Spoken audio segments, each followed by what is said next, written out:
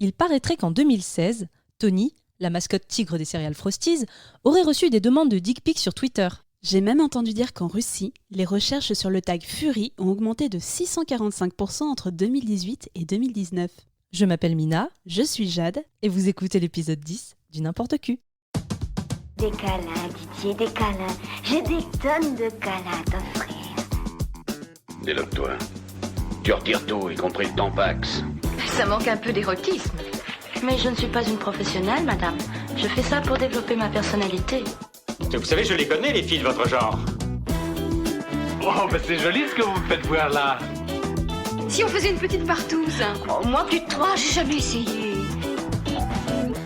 Cette semaine, on s'intéresse à la représentation du fandom Fury sur les sites pornographiques. Une passion pour les animaux anthropomorphes, souvent moqués par les médias, qui pourtant va bien au-delà de l'aspect sexuel. Ah, le n'importe Q. On commence à en voir des choses avec Mina, mais rien de vraiment trauma jusqu'à présent. Je le dis bien, jusqu'à présent. Mes frères, mes sœurs, je vais vous faire une confession. Et contrairement à mon psy, ça va pas me coûter 80 balles de l'heure, seulement un peu de ma superbe et de ma dignité. Parce qu'on va s'attaquer au fandom Fury. Parmi eux, ces personnes qui adorent enfiler des costumes intégraux d'animaux poilus pour leur bon plaisir, intime ou pas. Le fait est que je ressens un profond malaise devant toute personne qui enfile un costume intégral. Ne croyez pas que les Furies sont les seuls concernés. Je fais absolument tout ce qui est en mon pouvoir pour éviter le costume dégueulasse d'Obélix au parc Astérix, et je fuis en voyant les oreilles de Mickey au loin à Disney. Il y a un vieux dicton qui dit que les yeux sont la fenêtre de l'âme. Bah voilà, je vois pas leurs yeux, j'ai pas de contact réel avec les personnes sous le costume, donc pour moi, ces personnages en costume n'ont pas d'âme. Je refuse de faire un câlin au corps articulé d'une mini aux yeux immobiles qui te fixe d'un air mort de l'intérieur. Et bah les Furies, c'est pareil. Je suis partisane du « chacun fait ce qu'il veut chez lui tant que ça emmerde pas le voisin ». Du coup, mes voisins Furies font ce qu'ils veulent tant que ça les rend heureux, franchement, je m'en carre la cacahuète. Il paraît même que ce serait une manière de personnaliser leur animal totem aux yeux du monde. Suite à cette découverte, j'ai fait un test sur les internets qui a bouffé 30 minutes de ma vie, et le résultat est sans appel. Mon animal totem est l'axolotl. Vous savez, ce truc qui est rose avec des antennes sur les côtés de la tête et qui peut se régénérer à l'infini, et qui te casse les couilles dans Animal Crossing à t'apprendre comment tu dois exprimer les émotions que tu ressens. Eh ben bon courage pour me faire un costume de furie avec ça. Bref, préparer cet épisode a été une épreuve à bien des niveaux. J'ai passé des heures malaisantes à regarder des personnages costumés faire des choses que le commun des mortels ne cautionne pas. Et je puis vous jurer que cet épisode sera mon seul et unique voyage dans le merveilleux univers du fétichisme lié au fandom Fury. Parce que bon, je suis pas venue ici pour souffrir, ok ? Oh, toute cette non-activité sans taper dans la balle m'a drôlement fatigué. Oh, Darby, il y a quelque chose qui te préoccupe ? Je me faisais une réflexion. Tous mes amis ont une queue, mais moi non. Moi non plus, je n'ai pas de queue. Oh, ça veut dire que je ne suis pas ton ami. Oh non, Winnie. Tous mes amis, excepté toi, ont une queue. Tu n'as jamais souhaité en avoir une ? Eh bien, est-ce qu'avoir une queue m'aiderait à mieux trouver du miel ? Je crains que non. Alors franchement, je suis bien plus heureux comme je suis. Pour commencer la discussion, nous allons faire une petite définition du Fury pour toutes les personnes qui ne connaissent pas le phénomène. Alors déjà, Fury, ça vient du mot fur, qui signifie en anglais fourrure. Et donc le Fury, c'est une communauté de fans d'animaux réels ou imaginaires anthropomorphiques, c'est-à-dire qu'ils ont des caractéristiques humaines, le langage, ils peuvent marcher sur leurs deux pattes arrière, ils sont bipèdes, et ils interagissent comme des humains en fait.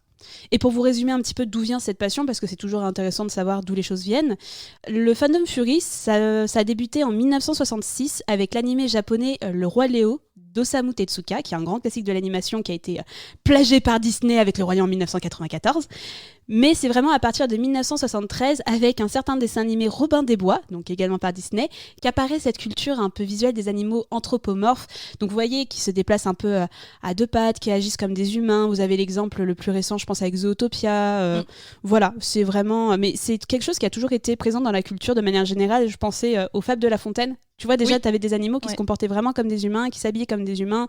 Pareil, un conte comme Le Petit Chaperon Rouge, le loup, c'est clairement un animal anthropomorphe également. Par contre, c'est vraiment avec l'apparition des premiers forums et d'Internet dans les années 90 que la communauté a pu se former, a pu vraiment discuter, échanger, et que sont apparues les conventions qui sont dédiées à ces passions, et vraiment le fait de porter des costumes intégraux pour symboliser et vraiment personnaliser cette passion. Ils portent notamment des costumes, donc des Forsuites, qui représentent leur fursona, leur identité Furie. Donc chacun a sa propre identité Furie. Si vous voulez, j'ai même un petit classement des identités et des fursonas les plus utilisés. Donc les plus populaires, en général, c'est vraiment les canidés qui dominent. Hein. On est sur du loup, du renard, du chien. Ensuite, il y a les chats. Ensuite, du dragon. Des trucs un peu plus mystiques. Et on termine... alors ensuite, on a les lapins, ratons laveurs, voilà, tous ces animaux à fourrure. Et on termine avec les insectes. Des insectes. Il y a des insectes qui sont Putain, beaucoup j'en ai moins pas vu présents. du On est vraiment plus sur les animaux qui marchent à quatre pattes et qui sont plus de l'ordre des chiens, des chats. Mais c'est vrai que c'est très difficile en fait de résumer la communauté Furie parce que vous allez nous dire en fait on est tous fans de Furie en soi. Il suffit que tu aies aimé, comme je le disais tout à l'heure, Robin des Bois de Disney pour dire c'est bon, t'aimes le Furie, y a pas de souci. Tu kiffes le Roi Lion, t'aimes le Furie. Voilà mon chou, bravo, tu fais partie de la communauté. Et en gros c'est très difficile parce que j'ai l'impression que chacun a ses codes en fait. Cette communauté elle est un petit peu régie de manière plus ou moins drastique. C'est-à-dire que tu as des gens qui vont accepter que quelqu'un soit fan de Furie uniquement s'il se consacre à des personnages originaux et créés de toutes pièces. Il y en a d'autres qui vont dire si t'aimes bien des personnages un peu existants, c'est bon, il n'y a pas de souci. En fait, il n'y a pas de code officiel, il n'y a pas un test, c'est pas un club privé où vous devez répondre à un test hyper précis pour dire si vous êtes oui ou non Furie. Chacun a des motivations et des intérêts très différents à faire partie de la communauté. On peut juste avoir un animal totem, se sentir pas à 100% humain, plus connecté à la nature. On peut juste apprécier le Furie art, ce qu'on peut trouver par exemple les dessins notamment numériques qu'on trouve beaucoup sur les Tumblr ou les forums. Et c'est pas parce que vous êtes fan de Furie que vous pratiquez le fursuiting, qui est vraiment l'art de porter des costumes et de se créer une personnalité Furie à part entière et de la pratiquer aux yeux de tous pendant des conventions. Donc voilà, vous dites pas que c'est parce que quelqu'un aime le Furie que forcément il porte des costumes intégraux. Je pense qu'on va commencer à s'intéresser, parce qu'il y a un vocabulaire très spécifique pour les Furies. Je pense qu'on va commencer à discuter de ce qu'on a vu. Ouais, et juste petit aparté rapide, parce qu'on va vous dire, porter un costume intégral, ça fait vous des Furies, mais je tiens quand même à souligner, n'est pas Furie les personnes qui mettent des putains d'oreilles d'animaux et des plugs en forme de queue. N'est pas Furie les personnes qui portent des kigurumi, vous savez, ces petites combinaisons que tu vois souvent les influenceuses en forme de Pikachu et tout ça. Et n'est pas Furie les personnes qui font du make-up animal. Voilà, Comme ça on est réglé, on parle vraiment de costumes intégraux à base de poils ou d'écailles ou d'autres aspects animaux. En tout cas, c'est assez large comme définition, donc on va essayer de vraiment être assez précis. Mais en tout cas, on va commencer peut-être par ce qu'on a vu sur les sites porno, avec les gens qui se déguisent vraiment. Et est-ce qu'on peut utiliser le terme yifing pour définir ça ? Mais bien sûr. Pour information, yifing, c'est un terme qui définit l'activité sexuelle entre furies. Ça vient à la base d'un roleplay sur le renard, ça voudrait dire yes en langage renard. Et ça a été un petit peu détourné parce que, apparemment aussi, ce serait le cri réel des renards pendant l'accouplement. What does the fuck say? Donc je ne suis pas allée vérifier précisément, j'ai pas tapé sur YouTube accouplement de renards, je regarderai sur Arte s'il y a des vieux docus qui traînent dans le coin. Mais donc voilà, en tout cas ça représente beaucoup plus largement l'activité sexuelle entre furies. Et on va commencer avec ce qu'on a vu sur les sites pornographiques parce que si vous écoutez cette émission, vous savez que j'aime catégoriser. Donc, nous avons catégorisé. Donc, on va parler dans un premier temps des furies de la vraie vie, donc c'est-à-dire des personnes qui pratiquent le yifing des êtres humains comme vous et moi qui existons sur un plan céleste de manière réaliste. Et dans avec un deuxième costumes. temps, exactement, des costumes. Et dans un second temps, on parlera de l'animation et de la place du furie dans les hentai et les animés érotiques. Dans la vraie vie, que font les gens, Mina ? Eh bien, quand ils sont furies, ils font l'amour avec d'énormes costumes. Parce que quand on regarde Fury avec des vraies personnes sur les sites pornographiques, moi j'ai vu beaucoup de force-suiteurs, donc des gens qui ont vraiment des très beaux costumes. Je préfère le signifier, il y a vraiment des costumes assez impressionnants. Il faut dire qu'ils peuvent coûter entre 400 jusqu'à 10 000 balles. Ouais, non, franchement, c'est vraiment un point que j'aimerais aborder. On a souvent eu l'occasion de parler du cosplay dans différentes émissions du N'importe Q, et franchement, j'ai toujours un profond respect pour les gens qui arrivent à avoir des costumes souvent fabriqués main, qui passent vraiment des heures, voire des jours à fabriquer ça. C'est vraiment incroyable, et qu'on adhère ou pas au style, ça reste quand même d'hyper bonne facture. Ouais. Plus globalement, j'ai vu des chaînes assez similaires où c'est juste une furie ou un furie qui a un costume et qui fait plusieurs vidéos avec. Ils font souvent un trou au niveau du sexe, parce que souvent j'ai vu beaucoup de femmes en fait avec un trou au niveau du vagin pour pouvoir pénétrer des objets ou un pénis. C'était assez... je sais pas trop quoi en penser en fait. C'est-à-dire ? Ça m'a un peu étonnée parce que on voit quand même. Par exemple, j'ai vu une renarde avec. Non, c'était un costume de biche avec un string en jean, et elle faisait beaucoup de ce qu'on appelle du dry hump. En gros, c'est se frotter les parties génitales sans retirer ses vêtements. Et en fait, j'ai vu cette furie biche qui était portée par une femme se frotter à une personne, un homme qui lui n'était pas déguisé en furie. Ouais, beaucoup de relations, j'ai l'impression, entre un personnage humain et un personnage furie. Mais comme tu le disais, il y a pas mal de chaînes, en fait, de mini-chaînes. C'est pas forcément des chaînes très très connues, mais il y en a vraiment énormément, avec pas mal de vues. Et ce sont souvent des gens qui sont à fond dans leur personnage. Et je trouve ça hyper intéressant parce que tu vois, ils font pas que baiser au copulet. En fait, ils inventent toute une vie sexuelle à leur personnage. Ils inventent des pratiques, ils inventent des habitudes. Ils glissent un petit peu de leur quotidien dans des chaînes. J'ai vu une chaîne qui était avec 2 furies, je crois que c'était 2 lapins, genre noir et vert fluo. Que j'ai voilà, ça a été un gros trauma, j'ai beaucoup de mal à regarder ces vidéos tellement j'étais mal à l'aise. Mais tu les voyais cuisiner, puis apporter un petit peu de sexe, genre pendant que les gâteaux cuisaient, ils faisaient leur vie de lapin, donc ils faisaient des trucs comme des lapins, tu vois, genre Oui, il y a vraiment une histoire, une mise en scène. Voilà, il y a des trucs sympas, il y a quand même de la recherche. On joue sur le personnage et l'animal. Exactement. Moi, j'ai remarqué en tout cas dans toutes ces chaînes que tu avais vraiment une espèce de roleplay sur l'animal pour lui attribuer un comportement sexuel. Parfois un peu exagéré, parfois vraiment hyper normal par rapport à ce qu'on peut voir sur les sites pornographiques. J'ai repéré quelques furies. Je sais pas si toi aussi. Je te dis, moi j'ai découvert Lotus Lawfon, donc c'est la fameuse costume biche. Mais non, c'est une renarde. Elle se définit comme, en tout cas moi c'était une biche avec celui. Je pense qu'elle en a plusieurs de fursuit. Ah, peut-être parce que moi j'ai vraiment vu qu'un renard et vraiment ça ressemblait à un renard. Mais oui, elle faisait pas mal de vidéos de lap dance aussi et j'étais en mode oui mais on voit 2 boules de costume. Tu te disais jusqu'où ça va aller, tu vois juste 2 boules de poils en train d'osciller de gauche à droite de ton écran. Non, c'est vrai que je reviens sur le côté mise en scène. Moi je suis tombée sur un porno vintage italien. Alors je dis vintage mais je pense juste que c'était de mauvaise qualité avec un début de mise en scène où la vidéo commence sur une musique de Qui a peur du grand méchant loup. Bon, ça n'a pas trop de sens, c'était pas du tout un loup, mais c'était un mec qui était déguisé en ours, qui s'introduisait dans une maison et qui tombait sur la femme de ménage en costume de soubrette. Et donc voilà, ils finissaient par baiser ensemble, mais il y avait une recherche derrière artistique quand même. Mais j'ai vu pas mal de costumes aussi qui étaient hyper flippants. Franchement, je vais prendre ça avec mon trauma des costumes intégraux que je n'aime vraiment pas, mais j'ai vu des trucs, j'étais mal. Je suis tombée sur Kalia Milwaukee, qui est le fennec le plus dégueulasse et absolument traumatisant des internet. Mais elle a une tronche, genre elle a les yeux. J'étais trop mal. Franchement, rien que d'en parler, je me sens pas bien. mais elle était vraiment dérangeante. Et tu vois, elle était toujours, je sais pas si tu l'avais vue, mais en combi de cuir. Enfin, elle avait c'était vraiment le fennec de l'enfer pour moi.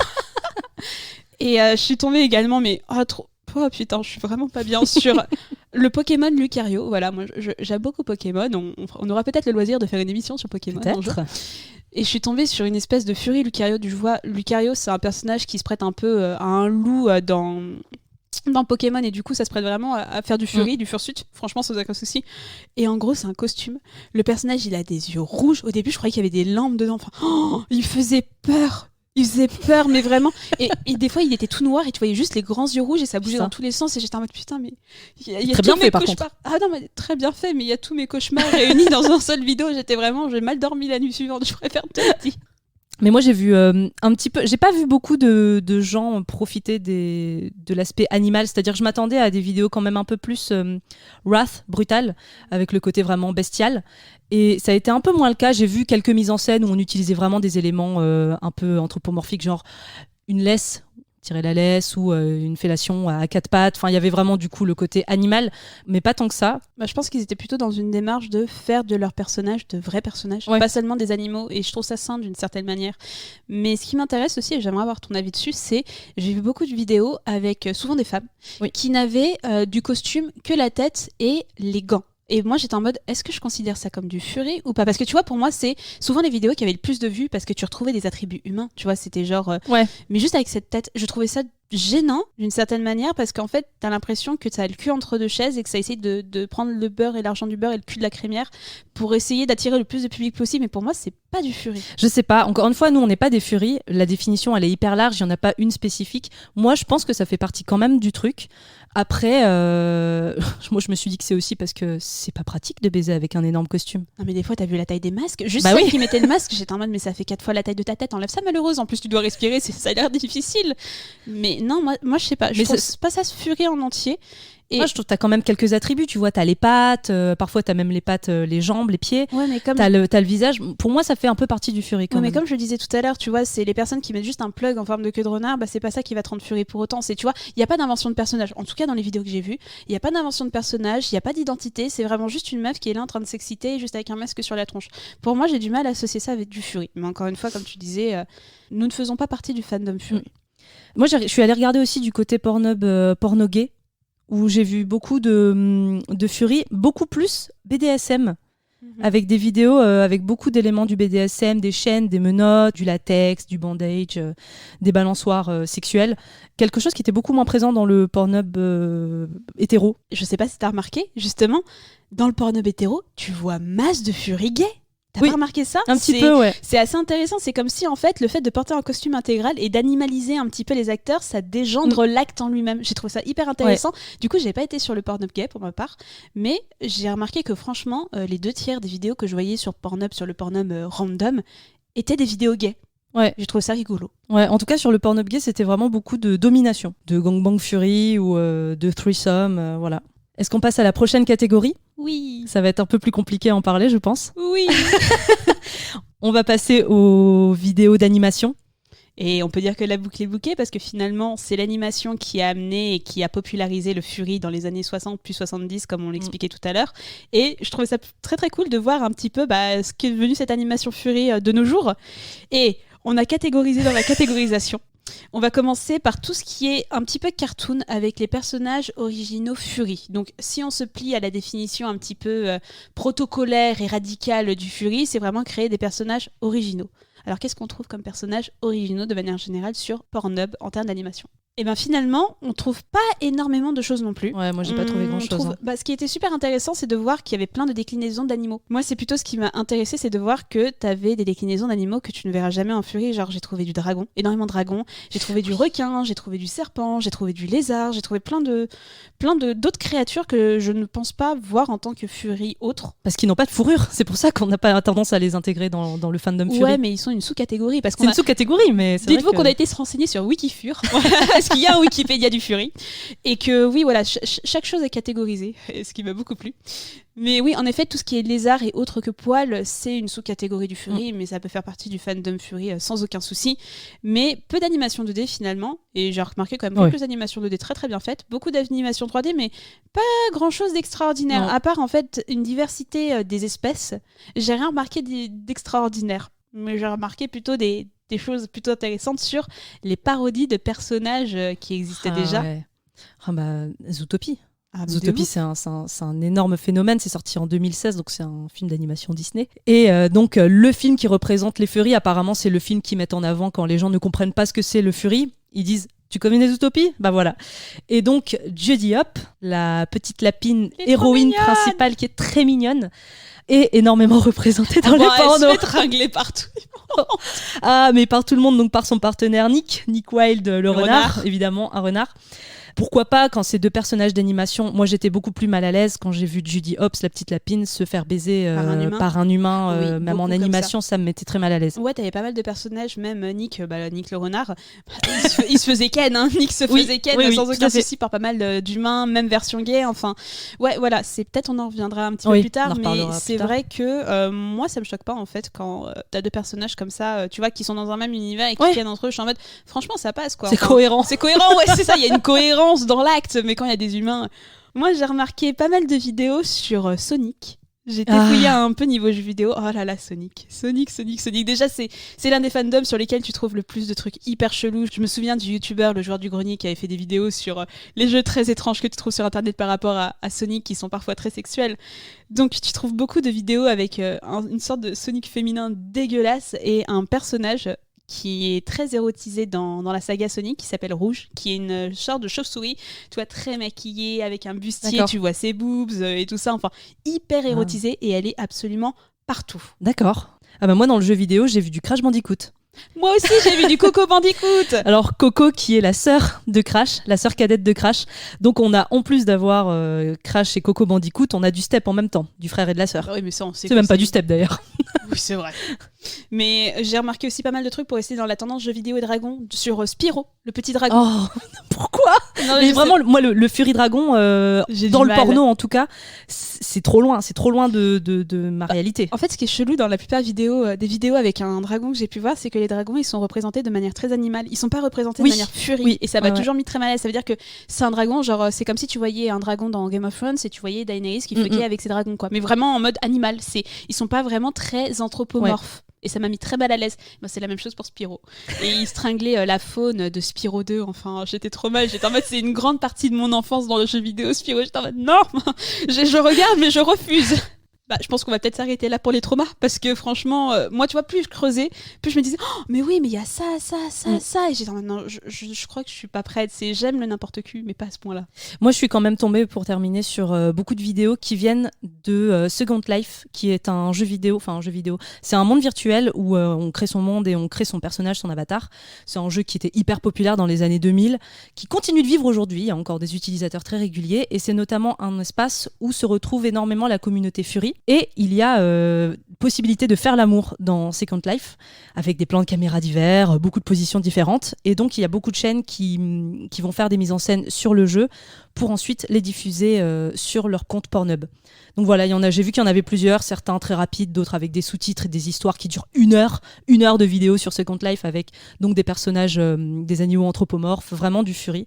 Donc voilà, c'était assez intéressant, il y en avait vraiment beaucoup, c'était assez gentil. Du coup, ça fait une Second Life. Ça fait une third life. Et pour terminer un petit peu sur ce qu'on a vu sur le porno, bah dites-vous que certes, il y a des gens qui font des vidéos Fury à peu près normales, il y a des gens qui font des animations qui correspondent au Fury, mais il y a des gens qui se sentent la liberté de faire des vidéos qui sont à la limite de la moralité et même de ce qu'on est censé pratiquer en tant qu'acte sexuel. Ouais, moi j'ai découvert beaucoup de vidéos 3D un peu hentai qui m'ont mis un peu mal à l'aise, j'avoue, notamment donc une chaîne qui s'appelle Wild Time Vids. Je t'en mets dessus aussi. Ouais.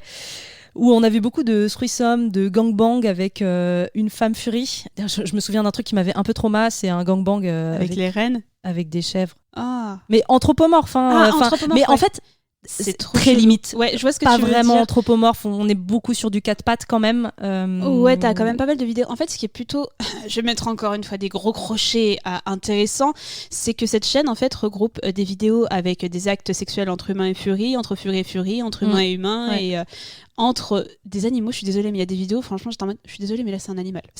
Moi, je vois clairement un animal. C'est même l'angle, parfois c'est un angle de caméra. J'étais en mode, c'est la même tête d'un animal, ça se comporte comme un animal. Même les cris. Oui, ouais. totalement. Ça le pénis d'un animal. Oui. C'était Oui, très bon. dérangeant. Moi, cette chaîne-là, c'était un petit peu la chaîne principale sur laquelle j'ai trouvé toutes ces vidéos un petit peu autres. J'en ai trouvé d'autres, mais qui étaient un petit peu éparpillées à droite à gauche sur des chaînes obscures et pas beaucoup suivies. Mais cette chaîne-là, elle a quand même une petite communauté derrière elle. Et elle m'a mise vraiment mal à l'aise. Et j'ai remarqué en plus que souvent, c'était des animaux qui copulaient, enfin des animaux mâles qui copulaient avec des femmes humaines. Oui. Et très peu finalement d'animaux anthropomorphes femelles qui copulaient avec des mâles. J'ai trouvé ça d'une gênance absolument extrême. Ouais. J'en ai vu, j'ai vu une tigresse avec un homme, mais c'était non, c'est très très mal à l'aise parce que on n'est plus vraiment sur de l'anthropomorphisme. Et le fantasme reste souvent dans un sens unique. Quoi. Oui. C'est, tu vois des femmes se faire tringler par des grosses queues d'animaux. Quoi. Ce qui est une très bonne transition pour la deuxième partie de l'émission sur les sujets plus profonds. Parce que mine de rien, voilà, on parle de Fury, on parle d'actes sexuels. Une chose est sûre, c'est que quoi qu'il arrive, tout est érotisé dans les médias, absolument tout. Donc forcément, quand vous avez un personnage féminin, que ce soit dans un jeu vidéo, que ce soit dans un dessin animé, il y aura toujours une grande érotisation. Ouais. Et cette érotisation, elle est retrouvée dans le Fury, et c'est pour ça que j'étais pas étonnée de voir autant de vidéos justement sur le sujet. On retrouve aussi beaucoup de ces animaux anthropomorphiques et surtout sexualisés dans beaucoup de BD, parce que c'est un petit peu c'est mainstream, mais pas trop en même temps, c'est un petit peu à part. Et je suis remontée un petit peu plus loin, j'ai notamment vu un comics avec un X au lieu du C à la fin pour signifier que c'est pour adultes, du contenu pour adultes, avec Fritz the Cat, qui est... Ah oui, mais bien sûr, oui, je vois très bien ce comics et c'est devenu... dis-toi que c'est devenu un dessin animé vraiment culte dans l'histoire de l'animation américaine. Je crois que ça a été l'un des premiers dessins animés, si je me trompe pas, à vraiment être pour adultes et à intégrer du sexe dans un contenu visuel qui est pourtant un petit peu enfantin. Alors voilà, en fait, le créateur y intégrait beaucoup d'éléments autobiographiques, notamment au niveau de ses mésaventures sexuelles. Et il y a eu une adaptation en 72, premier film d'animation, à être classé X, comme tu disais du coup. Donc vraiment avec du contenu très cru et hyper sexuel. Après, bon, c'est très comique, très graveleux, un peu moins érotique je trouve, mais ça reste quand même donc un chat et d'autres animaux anthropomorphiques qui font l'amour. J'ai notamment en 78 Omaha, The Cat Dancer, qui est une chatte stripteaseuse, avec aussi beaucoup de scènes de sexe qui est intégrée dessus. Donc c'est vrai que la BD, comme aujourd'hui on voit aussi que Black Sad, il y a beaucoup de personnages anthropomorphiques, et dès qu'on a des femmes, on a une énorme poitrine, des décolletés...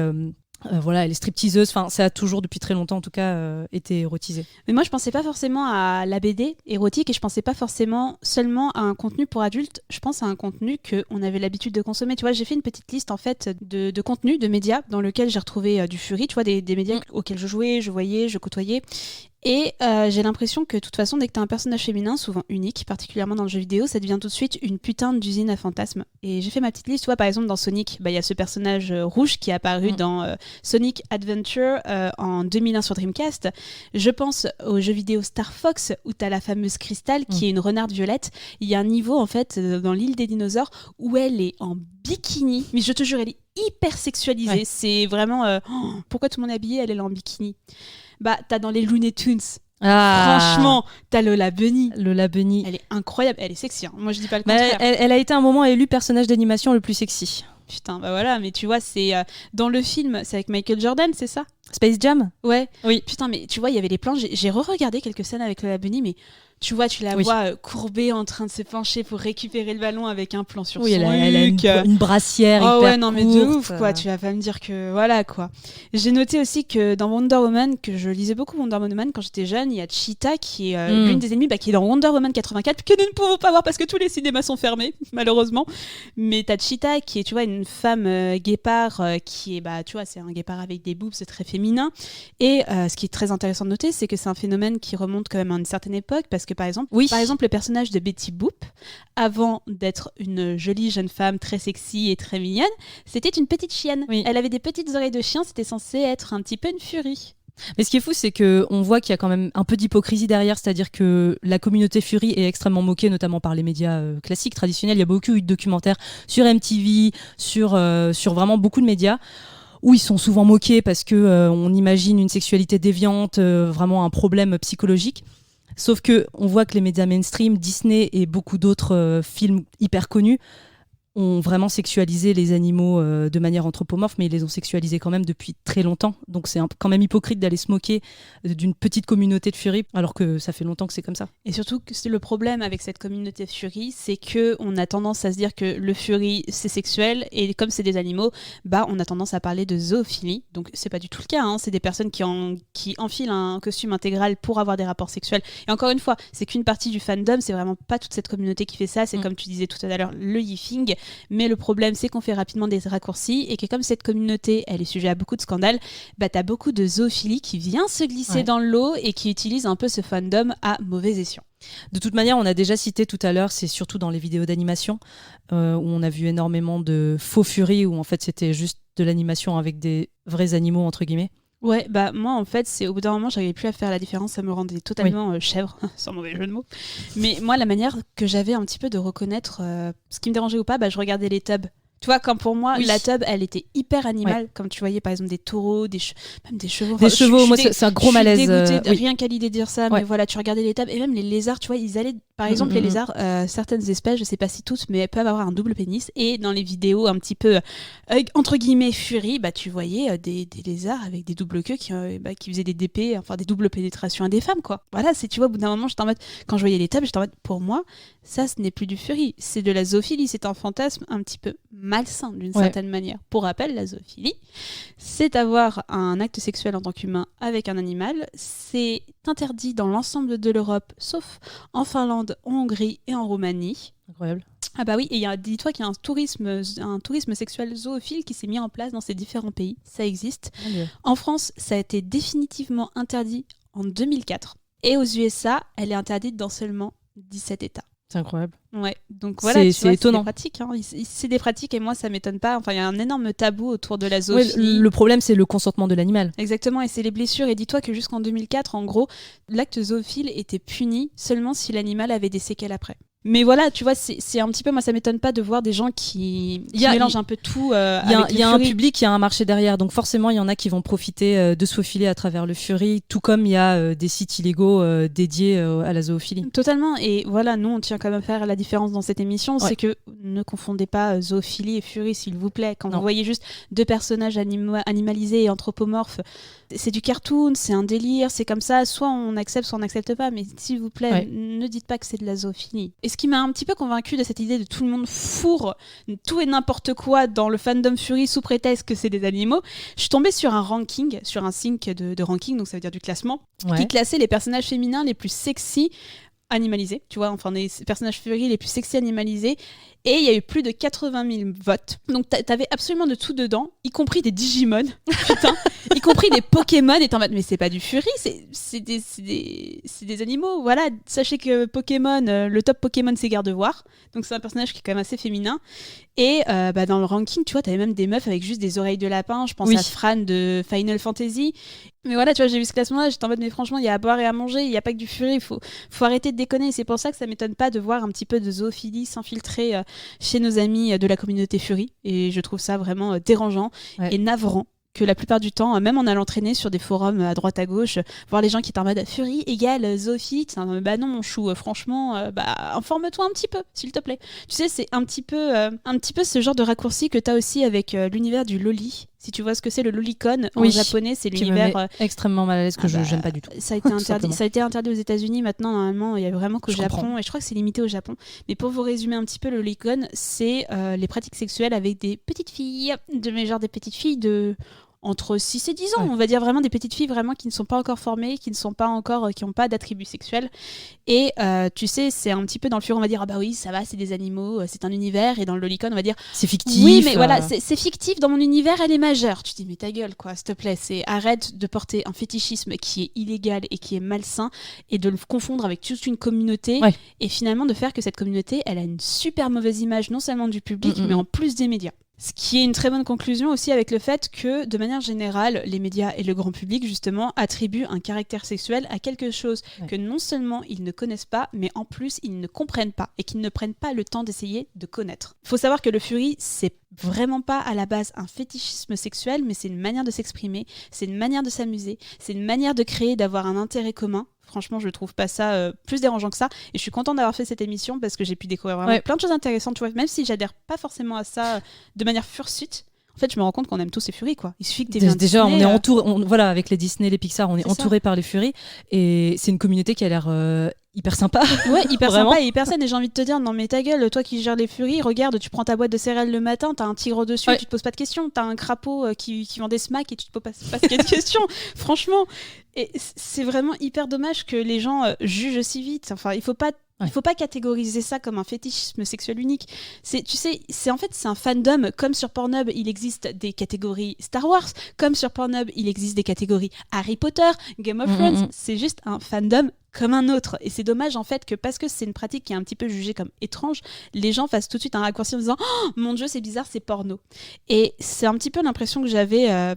fut une époque avec l'homosexualité, particulièrement masculine, qui était vraiment vue, genre c'est des sodomites, ils étaient mal vus, c'est t'es gay, c'est une déviance sexuelle, tu vois, c'était vraiment très diminué par le côté sexuel.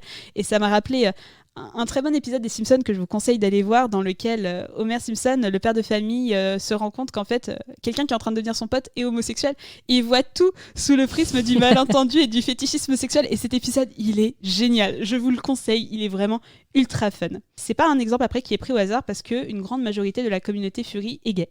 Oui, exactement. Et ça m'a un petit peu surprise. Je m'attendais pas à autant d'homosexualité dans le fandom Fury. J'ai pas pu se creuser que ça personnellement. Mais voilà, je tenais à faire cette petite mise au point.